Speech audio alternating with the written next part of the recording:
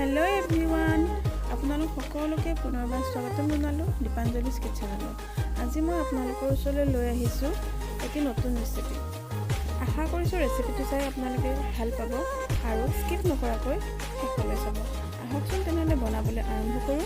এই ৰেচিপিটোৰ কাৰণে মই ইয়াত 3টা কণী লৈছোঁ, 2টা বিলাহী লৈছোঁ, 2টা পিঁয়াজ লৈছোঁ, এটা গোটা নহৰু বাকলি গুচাই লৈছোঁ, অকণমান আদা, এটা ইলাচি আৰু অকণমান দালচেনি লৈছোঁ, তেজপাত কেইটামান লৈছোঁ। গুড়ি মছলাৰ ভিতৰত মই জালুকৰ গুড়ি এচামুচ লৈছোঁ, এচামুচ ৰেড চিলি পাউডাৰ, এচামুচ জিৰাৰ গুড়ি, এচামুচ ধনিয়াৰ গুড়ি আৰু অকণমান গৰম মছলা আৰু লগত আছে অকণমান গোটা জিৰা। প্ৰথমতে আমি কণীকেইটা ভাঙি ল'ম।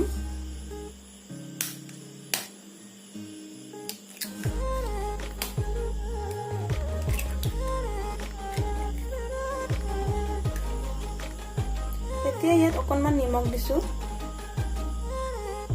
অকণমান জালুকৰ গুড়ি দিছোঁ। এতিয়া এইখিনি ভালদৰে মিক্স কৰি ল'ম। এইখিনি মিক্স হৈ গ'ল। এতিয়া আমি এইখিনি ষ্টিম হ'বলৈ দিম। তাৰ কাৰণে মই এটা টিফিন বাতিত অকণমান তেল লগাই ল'ম যাতে কণীখিনি ইয়াতে লাগি নধৰে। এতিয়া তেলখিনি টিফিনটোৰ চাৰিওফালে ভালদৰে লগাই দিম।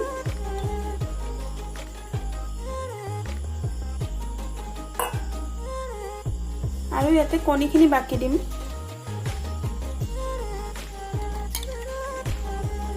এতিয়া টিফিনৰ ঢাকনিখন ভালদৰে লগাই এইখিনি ষ্টিম হ'ব।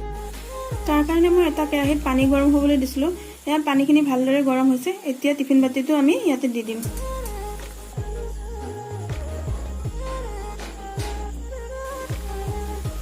এতিয়া ঢাকনিখন লগাই গেছৰ ফ্লেমটো মিডিয়াম কৰি এইখিনি 10 মিনিট সময় ষ্টিম হ'বলৈ দিম।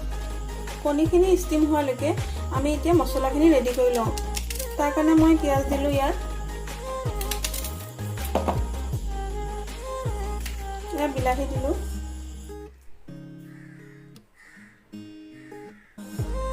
আদা নহৰুখিনিও দি দিলোঁ। এতিয়া এইখিনি এটা পেষ্ট বনাই লওঁ। এয়া 10 মিনিট হৈ গ'ল। এইখিনি এবাৰ আমি চাই লৈছোঁ। এইখিনি ভালদৰে ষ্টিম হৈ গৈছে। এতিয়া আমি এইখিনি ঠাণ্ডা হ'বলৈ থৈ দিম। এইখিনি ঠাণ্ডা হৈ গ'ল। এতিয়া মই এইখিনি প্লেট এখনত উলিয়াই ল'ম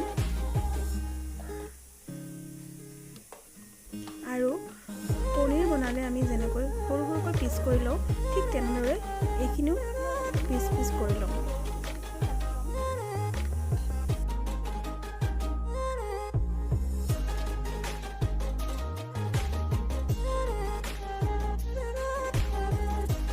এতিয়া আমি এইখিনি ফ্ৰাই কৰি ল'ম।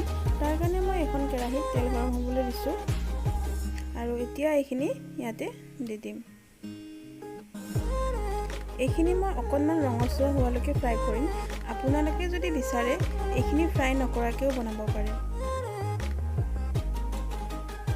এয়া এইখিনি ফ্ৰাই হৈ গ'ল। এতিয়া মই এইখিনি উলিয়াই লৈছোঁ। এতিয়া মই সেই কেৰাহীখনতে গ্ৰেভিটো বনাই ল'ম। তাৰ কাৰণে মই ইয়াত অকণমান তেল দিছোঁ। এতিয়া ইয়াত গোটা জিৰাখিনি দি দিছোঁ, ইলাচিটো দিলোঁ। এইখিনি অকণমান সময় ভাজি ল'ম। এতিয়া মই ইয়াত পেষ্টখিনি দি দিছোঁ। এতিয়া মছলাখিনি ভালদৰে ফ্ৰাই কৰি ল'ম। মছলাখিনি ভালদৰে ফ্ৰাই হৈ গ'ল। এতিয়া মই ইয়াত হালধি দিম।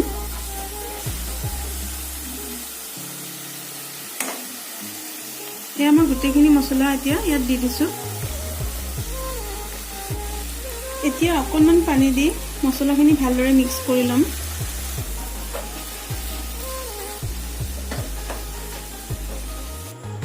এতিয়া মছলাখিনি ঢাকি ভালদৰে আকৌ কিছু সময়ৰ বাবে ফ্ৰাই হ'বলৈ দিম। মছলাখিনি ভালদৰে ফ্ৰাই হৈ গ'ল। এতিয়া মই ইয়াত পানী দি দিম।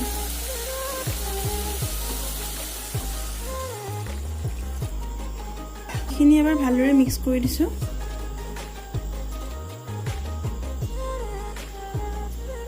এয়া নিমখ দি দিছোঁ।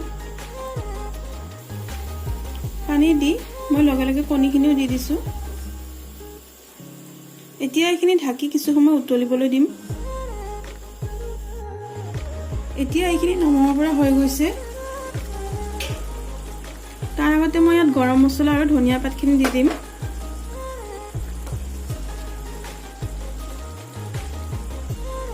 এতিয়া এইখিনি এবাৰ লৰাই দিছোঁ। আপোনালোকেও এবাৰ এনেদৰে বনাই খাই চাবচোন, নিশ্চয় ভাল পাব। এইখিনি 1 মিনিটৰ কাৰণে উতলিবলৈ দিম আৰু তাৰপিছত নমাই থ'ম। এয়া আমাৰ পনীৰ ৰেডি হৈ গ'ল। ভিডিঅ'টো যদি চাই ভাল পালে লাইক, কমেণ্ট আৰু শ্বেয়াৰ কৰিব। আৰু যিসকলে মোৰ চেনেলটো ছাবস্ক্ৰাইব কৰা নাই তেওঁলোকে প্লিজ ছাবস্ক্ৰাইব কৰি দিব।